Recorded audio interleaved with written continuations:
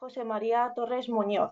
Él es abogado del Ilustre Colegio de Abogados de Madrid, con dilatada experiencia profesional en el campo jurídico privado y público, tanto en despacho como en empresas nacionales y multinacionales de ingeniería inmobiliaria y de construcción, desarrollando su trayectoria desde el asesoramiento técnico jurídico a la dirección jurídica en el marco de actuaciones sobre inmuebles del patrimonio histórico español. Además, ha sido profesor en el curso superior sobre prácticas de Derecho Inmobiliario Privado de la Escuela de Práctica Jurídica de la Universidad Complutense y es árbitro de la Corte de Arbitraje del Ilustre Colegio de Abogados de Madrid.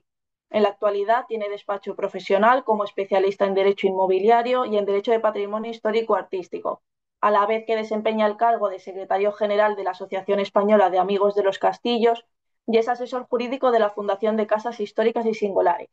Su ponencia se titula Titularidad de los castillos a partir del siglo XX, actuaciones y efectos legales desde su adquisición y rehabilitación hasta su destino final. Gracias. Ante todo, buenos días a todos los participantes que vais a escuchar en concreto esta ponencia y sobre todo mi agradecimiento en primer lugar a los organizadores, ya que es un trabajo el que han hecho que no se ve, pero que es el resultado, va a ser el resultado de este seminario. Por ello, a todos ellos no voy a nombrarlos porque tenemos escaso tiempo para exponer y lo que sí quiero manifestar es lo que voy a exponer en esta ponencia, ¿no? En primer lugar, la ciudad de los castillos a partir del siglo XX. Aquí me voy a limitar en primero al concepto de castillo, a la legislación específica y luego una segunda parte que serán actuaciones y efectos legales desde la adquisición y realización hasta su destino final. Es decir, es importante lo que vamos a hacer, que son ver las etapas a seguir para la adquisición de un castillo, lograr su realización para su destino final. Aquí vamos a ver lo que un particular que tiene interés o un inversor e empresario quiere comprar un castillo, qué pasos y qué tiene que tener en cuenta desde el punto de vista legal. Y finalmente, sí hablaremos también de los beneficios fiscales. Con esto quiero romper el tópico de los beneficios fiscales, en concreto de los castillos o de un bien de interés cultural, como es por ley en los castillos. Y expondremos, para que sea claro, los beneficios fiscales reales que existen, no los que se dice que tienen. Por lo tanto, lo primero que tenemos que plantearnos, considero necesario iniciar en esta exposición, es qué entendemos por el término o concepto castillo. Desde mi punto de vista, un castillo es una edificación fortificada, con muros, torres, baluartes y fosos, diseñada para propósitos militares y defensivos, especialmente durante la Edad Media. Aunque su origen es defensivo, a menudo se convertirá en una residencia para señores y reyes, combinando su función militar con la de un palacio fortificado. La anterior ponente, María Pías, perfectamente ha expuesto toda la historia de los castillos con amplia, y le doy la enhorabuena por su exposición, en cuanto a lo que es, digamos, el castillo. Aquí tenemos el castillo tal como lo entendemos hoy en día. Pero también es necesario aclarar que el término castillo, expuesto como concepto, no es el término que jurídicamente se recoge en nuestro Código Civil de 1889. No existe la palabra castillo, curiosamente. En la actualidad el código es el vigente, pero se reconoció en el código de 1889, se reconoce el término fortaleza o plaza fuerte. Y curiosamente no se habla de castillo, nada más que de fortaleza o plaza fuerte. ¿Dónde se recoge? Pues se recoge el Código Civil en el artículo 339, al disponer cuáles son los bienes y cuáles son los bienes de dominio público, distingue expresamente como edificación distinta a las fortalezas, las murallas y otras obras de defensa del territorio. No habla de castillo, habla de las fortalezas y las fortalezas las distingue, son distintas de las murallas y otras obras de defensa que se puedan realizar. Pero también el Código Civil, en el artículo 589, dice que al disponer que no se pueda edificar ni hacer plantaciones cerca de las plazas fuertes o fortalezas, se sujeta a las condiciones exigidas por las leyes, ordenanzas y reglamentos particulares en la materia. ¿Esto qué quiere decir? Que tampoco recoge el término castillo. Habla de que no se puede ni construir ni hacer plantaciones en las plazas fuertes o fortalezas. Por ello considero, en base a los artículos que acabamos de mencionar, que el término fortaleza es sinónimo del término castillo jurídicamente hablando, pero no de plaza fuerte. Plaza fuerte, siempre en los libros de historia se habla de la plaza fuerte de Ceuta. Bueno, pues son plazas fuertes que se hablaba en concreto desde el punto de vista militar, pero jurídicamente el castillo es sinónimo de fortaleza. Por eso cuando hablamos de fortaleza, hablamos de castillo jurídicamente. Pero lo que se nos plantea ahora es, muy bien, ya tenemos el concepto de castillo, pero ¿cuántas edificaciones son consideradas castillos en España? Vamos a tener en cuenta esa es la primera pregunta. Tenemos el concepto y ahora, ¿qué edificaciones son castillos? Pues la Asociación Española de los Castillos ha realizado un inventario de castillos que ha establecido un número clarísimo, que es un número que son 3.327. Pero dentro de ese número distingue como castillos las edificaciones fortificadas siguientes. El castillo medieval militar, 2.764. Los castillos palacios, 302. Y palacios con elementos de fortificaciones, 261. Esto es realmente lo que nosotros consideramos castillo. Es cierto que la Asociación Española de los Castillos ha realizado una labor de inventario de fortificaciones, de edificaciones fortificadas, pero y hay más de 10.000, pero en esos 10.000 nos encontramos con que hay atalayas, hay torres, hay edificaciones que no son el castillo como tal, como hemos dicho en su concepto. Es decir, que haya una torre y que haya alrededor, digamos, una muralla. Por lo tanto, todo lo que tenga torre y muralla o parte exterior protegida pasa a ser castillo, no las atalayas como tal. Como curiosidad para el participante en este seminario, la provincia de España que más castillos tiene es Jaén, con 237 castillos, seguida de Guadalajara con 198, Zaragoza con 183, Cuenca 175 y Cádiz 161 castillos. Como veis, nos vamos a Jaén, nada menos, en más castillos que, como siempre se ha dicho, que Castilla dio el nombre, viene del castillo, de los castillos que había. Hay que reconocer que se han hecho posteriormente más castillos en otras zonas de España que en la propia Castilla, por razones de la Reconquista. Pero, ¿cuál es realmente la legislación específica de los castillos en el siglo XX?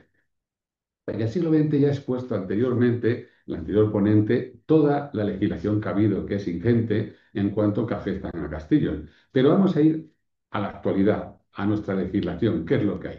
Pues bueno, tienen que transcurrir nada menos que 60 años desde el Código de 1839 hasta que casi a mediados de su 20 se aprueba el Decreto de Protección de los Castillos de 22 de abril de 1949, publicado el 5 de mayo de 1949 en el Boletín Oficial del Estado, siendo, curiosamente, la primera norma en España en pleno siglo XX para proteger legalmente las fortalezas, que hemos dicho que fortaleza es igual que castillo, declarando todos los castillos, independiente de su estado de ruina, como sujetos a protección estatal para evitar su alteración o derrumbamiento. Hay una cuestión que sí me gustaría decir, que la exposición de motivos de dicho decreto del 49 es breve y clara, por lo que recomiendo leerlo a los participantes y para ello lo acompaño escaneado en la ficha siguiente. Simplemente voy a leer una parte del mismo, al principio simplemente, y el segundo párrafo que creo que es necesario que tengamos en cuenta.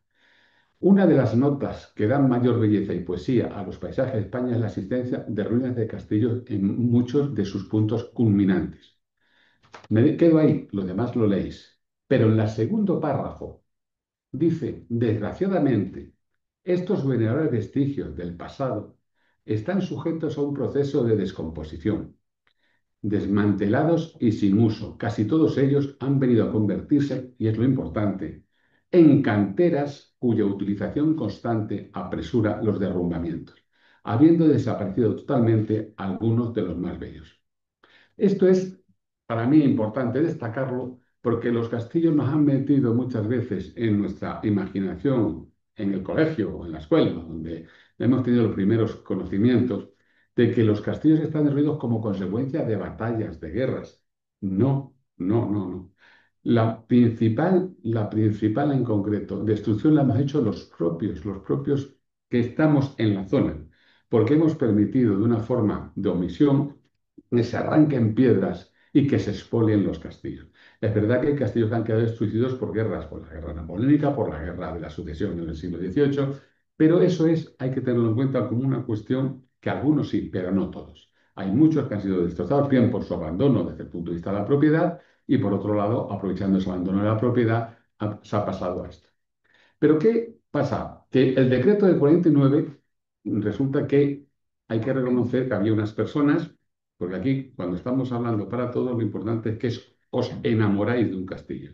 Tenemos que tener, es nuestro primer amor el castillo, no, a lo mejor el segundo, hemos tenido novia, hemos tenido otro, pero nos tenemos que enamorar de un castillo. Y así ocurre que en el año 52 se crea la Asociación Nacional de Amigos de los Castillos y sentó las bases para el primer inventario de castillos, que este sigue realizándose, ampliándose en la actualidad con obras defensivas o de comunicaciones. Por ejemplo, hoy en día planteamos atalayas, pero no torres telegráficas también, porque tenían uso militar, o con aquellas excavaciones arqueológicas que han descubierto en propiedad privada o pública fortificaciones, o con aquellas obras militares que se realizaron durante la Guerra Civil, como el búnker, o posteriormente. Por eso es importante, como digo, lo primero de todo, enamorarnos de la materia que estamos haciendo, que yo creo todos los participantes, para que luego pasemos a la explicación del siguiente punto, creo que va a ser necesario que os repita esta palabra, enamorarse de un castillo. En el siglo XX, los castillos sistemáticamente tenían una titularidad pública o privada, eso está claro, no había mayor titularidad pública o privada. Pero quiero hacer una mención aquí a que con la aprobación de la Ley de Patrimonio del Estado del 15 de abril de 1964 se origina un hecho inédito en nuestra historia reciente que afecta al conocimiento de la titularidad de los castillos.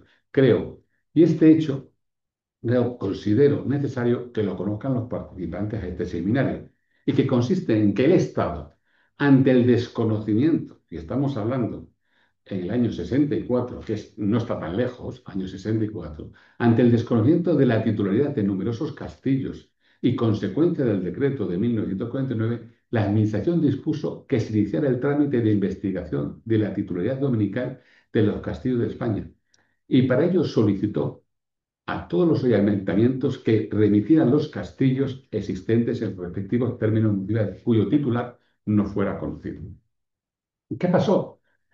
Consecuencia de la información remitida por los ayuntamientos, resultó que ante la falta de datos remitidos al Estado, este inició expedientes de investigación en conformidad con la Ley de Patrimonio del 64, los cuales fueron resueltos en su gran mayoría a favor del Estado, adquiriendo la propiedad de golpe de más de 300 castillos o edificaciones fortificadas. Quiero hacer un punto aquí que hay que tener en cuenta que nuestra legislación no reconoce el término latino, y lo digo, res nullius, que significa cosas sin dueño. En España no hay ningún res nullius, no existen las propiedades. Las propiedades que no tienen dueños son del Estado, pero previamente hay que establecer, de acuerdo a la ley de patrimonio, una investigación para ver si hay alguna persona que tenga derechos de posesión, de tenencia o que venga usando esa edificación.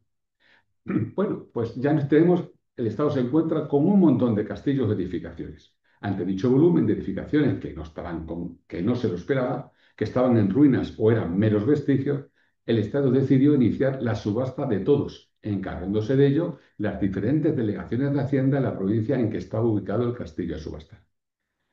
Dichas subastas se iniciaron en el año 1970, dándose mucha publicidad en la época por los medios de comunicación. Siempre se decía, oye, ¿qué es un castillo tal? Siempre porque era una cosa rara por la seguridad del inmueble que se subastaba y por el precio de los mismos, ya que se valoraron en precios muchas veces ridículos, aunque la adjudicación luego se hacía en precios más elevados. Voy a poner unos ejemplos. En ejemplo de castillo juzgado, por ejemplo, Maribel Cáceres salió en 50.000 pesetas, 300 euros y 51, 300,51 euros hoy. Castillo de Pellegrina en Guadalajara salió en 350.000 pesetas, que son 2.103,54 euros. O el Castillo de Hinojosa en Guadalajara, 1.100.000, que son 6.611,13 euros. Veáis que los precios eran bajos, las personas que acudían a las subastas, bueno, pues eran primero por la rareza y por lo barato que eran. Pero claro, había una cuestión que curiosamente todos los castillos que se vendieron y se adjudicaron en subasta eran casi todos de la costa. Eran todos castillos que tenían un potencial económico para hacer alguna actividad o bien de descanso en zonas privilegiadas. Pero la zona interior, lo que llamamos hoy la España vaciada, que ha existido siempre, quedó sin, muchos de ellos quedaron desiertas la subasta. No obstante, hay que decir que muchos castillos no tuvieron licitadores por el lugar en que se ubicaban o el estado en que se encontraban, aunque me consta que todavía existe en alguna delegación de Hacienda, y lo he podido comprobar, algún castillo en venta. ya que no hay que olvidar que su adquisición implicaba a sus nuevos propietarios la obligación de conservación y mantenimiento. Es decir, los castillos quedan desiertos porque además había obligación de conservación y mantenimiento y así se establecían las escrituras. Pero claro, las personas decían, bueno, yo lo voy a mantener, pero había algunos que lo hacían por mera inversión, pero la inversión implicaba conservación y mantenimiento. Por lo tanto, pasamos a la legislación actual. ¿Qué es lo que tenemos hoy de legislación en cuanto a los castillos? Pues a los participantes les quiero manifestar que la titularidad y la ley que realmente afecta a la titularidad de los castillos hoy en día es la Ley 16/1985, 25 de junio de Patrimonio Histórico Español. Dicha ley nos va a llevar a exponer a continuación el punto siguiente de esta ponencia, consistente en las situaciones y efectos legales de un castillo desde su creación y remisión hasta su destino final. Este punto lo expondré para su mejor seguimiento mediante un relato. He considerado, y os pido a todos, les pido disculpas, porque considero que las personas que están participando son de distintas profesiones, y creo que desde el punto de vista pedagógico, lo que quiero es que se conozca cómo legalmente se adquiere un castillo hasta su destino final, creo que lo debe hacer mediante como si fuera un relato, como si fuera un cuento. Entonces, empieza el relato como todos los relatos. Érase una vez, en una reunión de amigos, en la que uno de ellos manifiesta, he visto un castillo en ruinas y creo que podría realizar en él una actividad especial, ya que su ubicación es muy buena. Tras ello se inició una conversación entre todos, que dio lugar a reflexiones que algunos consideraron que la idea era imaginativa, pero original, aunque no imposible. Yo quiero ahora mismo que todos los participantes se imaginen que están en esa reunión, que están ahí, porque vamos a ver paso por paso. Y para aprender algo, lo mejor es situarse en el lugar. Entonces, ¿qué pasa? Pues que la persona que había dicho que había visto un castillo y que quería hacer una actividad empresarial, unos le aconsejan que la idea era ruinosa, otros que la inversión económica era muy alta y otros que un castillo tenía muchas limitaciones para su rehabilitación. Después de la reunión, el protagonista, cualquiera de los participantes que está aquí, que puede verlo de este rato, decide informarse sobre realizar una actividad en un castillo, para lo cual obtiene la información legal siguiente. La primera sorpresa que se lleva es que las Naciones Unidas establecen 17 objetivos de desarrollo sostenible. Muy bien. ODS 25 de septiembre de 2015, que está muy de moda, pero resulta que el objetivo número 11 de ciudades y comunidades sostenibles, en su meta cuarta, se refiere a redoblar los esfuerzos para proteger y salvaguardar el patrimonio cultural y natural del mundo. Eso es lo que tenemos para el patrimonio. Además, nuestro protagonista conoce que la adquisición de un inmueble histórico o singular es diferente según su calificación jurídica, y esta radica en que si el inmueble es o no un inmueble declarado bien de interés cultural, ya que dependiendo de dicha calificación, las limitaciones y o beneficios legales varían. Es decir, las Naciones Unidas no habla de palacios, de castillos, de nada, simplemente hace una vaga redacción de patrimonio cultural y natural, que entra todo, entra todo. Bueno, pues dicho esto, pasamos al siguiente paso. Claro, según su antigüedad, existen inmuebles históricos singulares e inmuebles que son BIC, es decir, bienes de interés cultural, como los castillos, que son por ley. Ya lo iremos viendo en la exposición. Así, desde el punto de vista del conocimiento a nivel general, son inmuebles históricos, un inmueble antiguo o singulares, como queramos llamarlo, las casas señoriales, casas históricas, palacios, castillos, conventos, propiedades rurales determinadas y también algunas edificaciones industriales. Pero legalmente son bienes de interés cultural por la Ley de Patrimonio Histórico-Artístico, los monumentos, ejemplo, los castillos, jardines históricos, conjuntos históricos, sitios históricos, zonas arqueológicas, de aquellas que han sido declarados BIC por el Estado o por las comunidades autónomas. Además, en dichos inmuebles históricos y en concreto en los castillos, se pueden generar actividades con ingresos económicos, siendo estos un potencial de convertirse en impulsores de desarrollo urbano-rural, como ha ocurrido en casos, entre otros, como los siguientes. Pongo ejemplos reales y reales. Primero, la asociación en la cual estoy de secretario general, la verdad que es una asociación que hace honor a lo que y predica obras son amores y no buenas razones, como se suele decir. Castillo de Villafuerte, adquirido en 1983 por la asociación, lo adquirieron los socios, es patrimonio de la asociación. No ha tenido ayuda de nadie, de nadie. Lo que sí es verdad es que se inició por la asociación la restauración del mismo y se han pedido distintas ayudas a organismos públicos que han participado y que han dado donaciones a través de la Diputación y ahora mismo estamos pendientes de unas obras de la Comunidad Europea. Se hacen actividades culturales. Ha sido un enriquecimiento para el pueblo en el sentido de tener un bien inmueble en un pueblo pequeño a 40 kilómetros de Valladolid. Pero también tenemos el Castillo de Alcudia, en Palencia. Un empresario se enamoró de la ruina y un empresario muy conocido, bueno, pues compra el castillo y ahí, pues lo que hace es establece un museo, nada menos que en Ampudia, de arte sacro y un museo también de armas antiguas. Hay otra parte que es residencial suya, pero una parte es de museo. Por ejemplo, el Castillo del Monte en Cuenca. Un castillo que, aparte de su historia, de Eugenia de Montijo, que es esposa de Leopoldo III, que invirtió muchísimo en este castillo, los actuales propietarios lo han ido destinando a eventos. Y se rodó la película de Cid, por ejemplo. Pues y hoy en día se hacen festejos medievales en el verano. Pero tenemos el Castillo de Pedraza, que ha sido la última novedad que tenemos. Este castillo, en Segovia, fue adquirido por un pintor, Zuluaga, y ahí estaba como un estudio, pintaba, pero pasó a los herederos y los herederos últimamente, recientemente, lo han vendido y lo han comprado personas que simplemente por la compra me dan su sentido de sensibilidad histórica y demás, independientemente de su sentido empresarial. Pues José Mota, Santiago Segura, etcétera, y con otros socios. Pero me parece una labor interesante lo que han hecho. Hay otros castillos como el castillo de la Monclova. Aquí tenemos el típico caso también de castillo destinado a ventas en Sevilla, no solamente de bodas, bautizos y comuniones, como se suele decir, sino para hacer conferencias empresariales y rehabilitar la zona. Pero tenemos otros castillos que el castillo de Somain, por ejemplo, ha adquirido en subasta.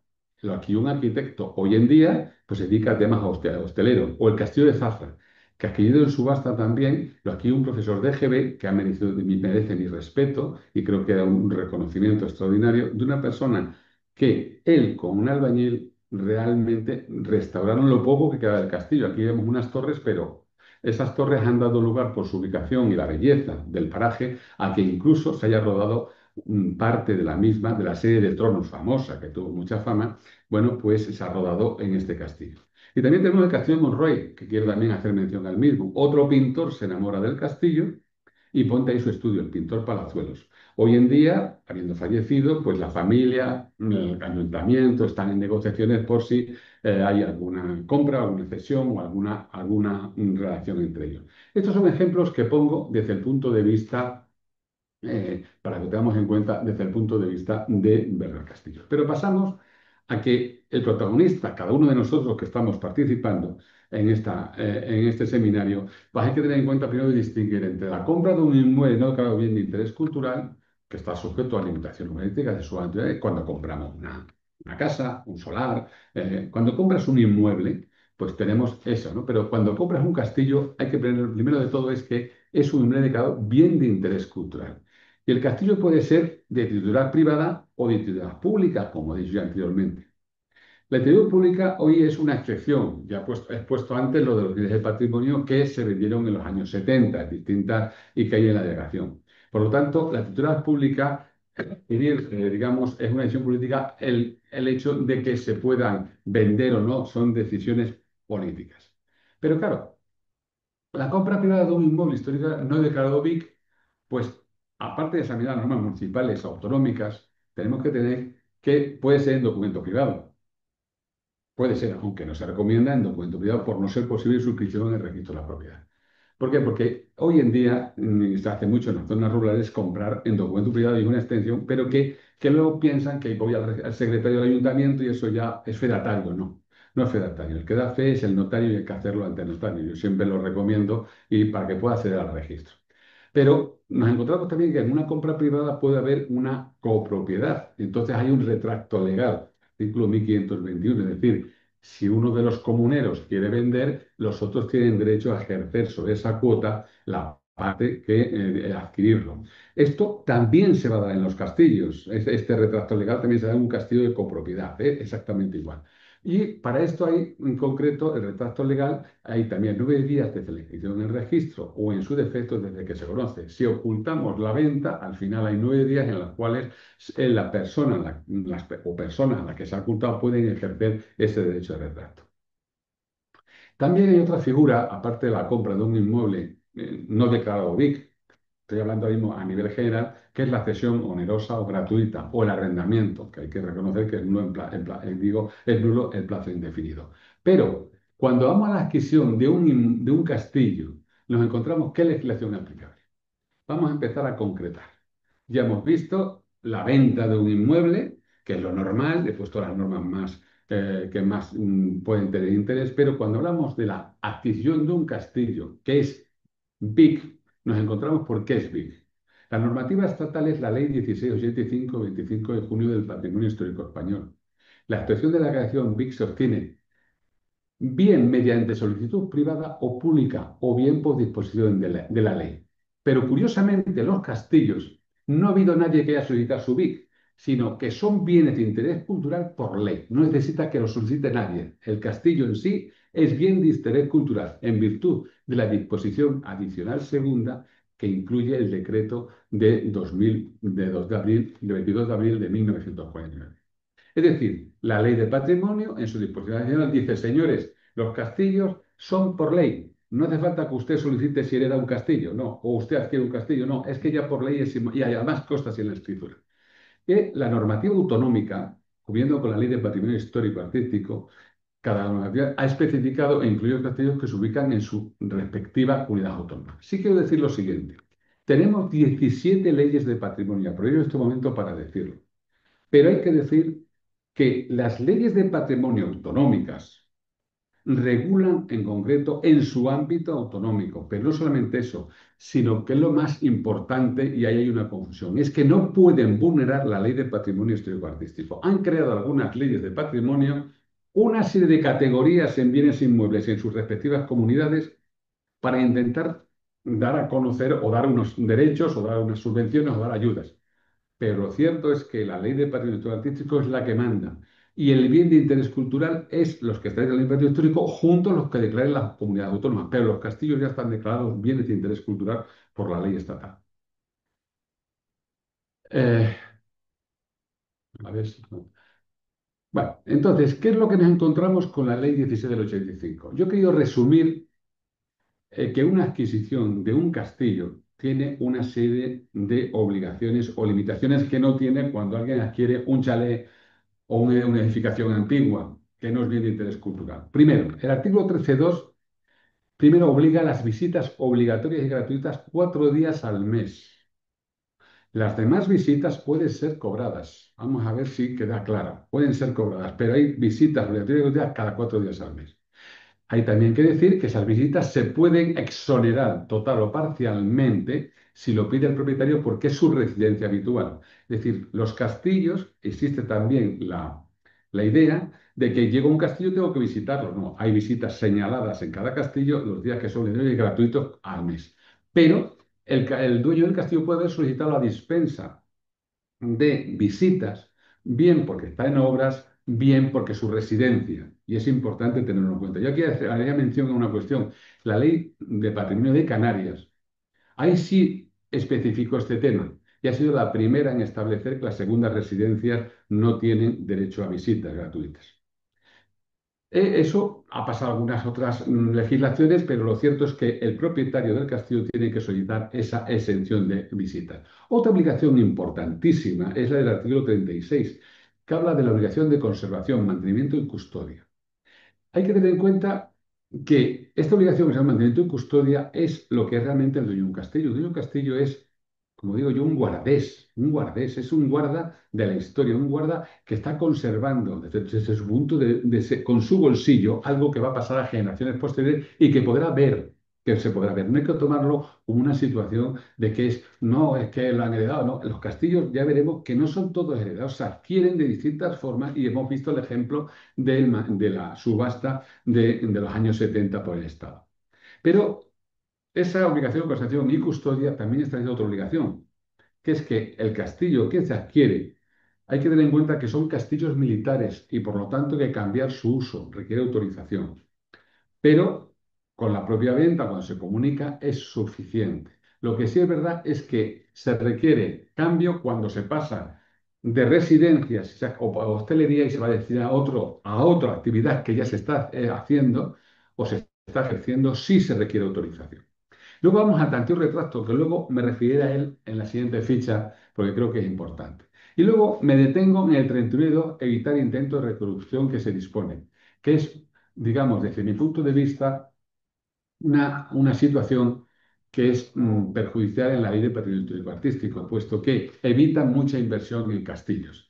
Y lo leo el 32 porque dice, en el caso de bienes e inmuebles, las actuaciones a que se refiere el párrafo anterior irán encaminadas a su conservación, protección y rehabilitación y evitarán los intentos de reconstrucción, salvo cuando se utilicen partes originales de los mismos y pueda aparecer su autenticidad. Esto es algo que establece una limitación enorme. Si hay materiales o partes indispensables a su disponibilidad o mantenimiento, las adiciones deberán ser reconocibles y evitar cuestiones miméticas. Este para mí es un artículo que habría que reconsiderar por parte del legislador.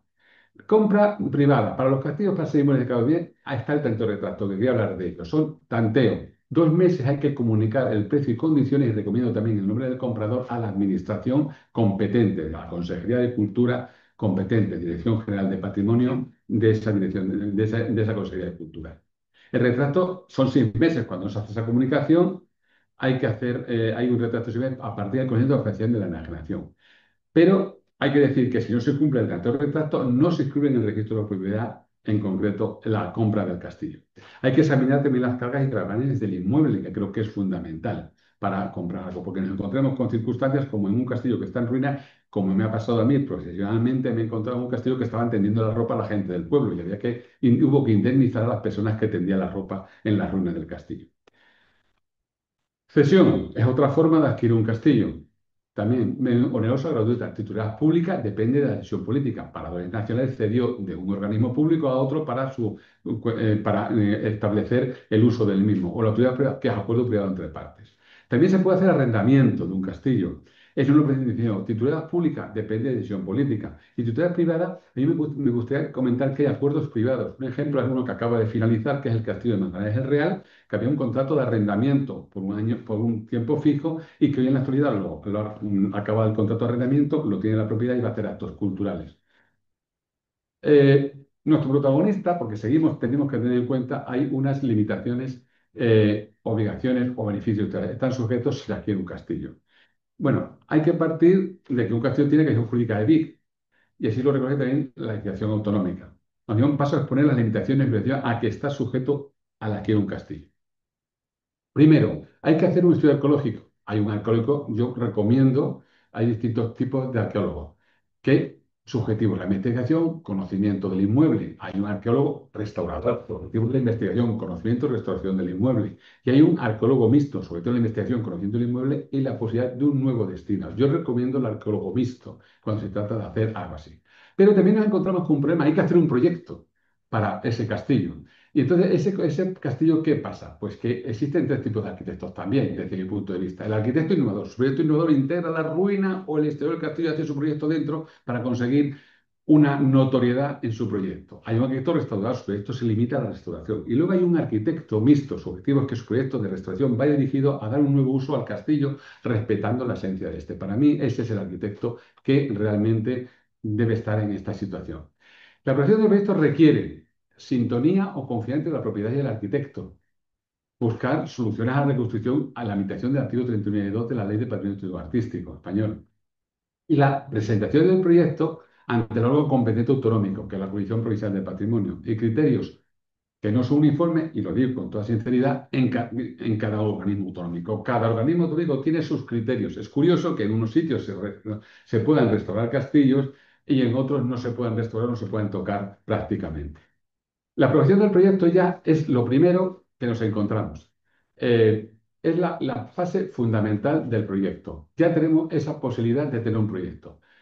Pero hay que tener en cuenta que tenemos que pasar a la siguiente fase, que es buscar un constructor. No sirve cualquier constructor.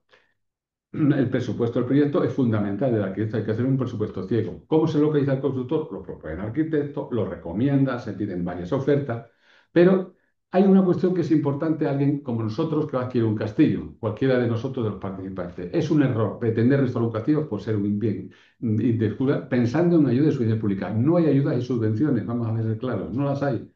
Las administraciones han sido, yo conocí una en Castilla-La Mancha en el año 2000 y fue mínima, pírrica.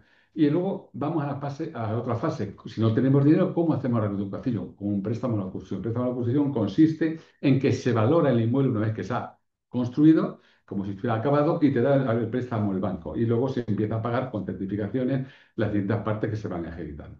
Pero entramos en otro problema más, para que resulte es un contrato de obra. Ya tenemos arqueólogo, arquitecto, proyecto, pero hay que buscar un constructor. Pero claro, el constructor lo hemos encontrado, pero ¿qué ocurre? Contrato de obra. Pues coordinar el prestador, si hemos pedido un préstamo, pues coordinar los pagos. Garantías de cumplimiento, plazo, forma de pago, etcétera. Prever sanciones a las de la administración, los seguros y sobre todo legislación de riesgos laborales, que es muy fundamental que no haya accidentes laborales. Ya estamos hablando de una obra importante. Y luego pasamos a la siguiente fase. Ya tenemos hasta el constructor, pero nos hace falta licencia de obra todavía y FIO, que son bonificaciones en organizaciones municipales, hay que verlos, pero principalmente es negociar con el ayuntamiento bonificaciones o exenciones para conseguir esa obra de castillo.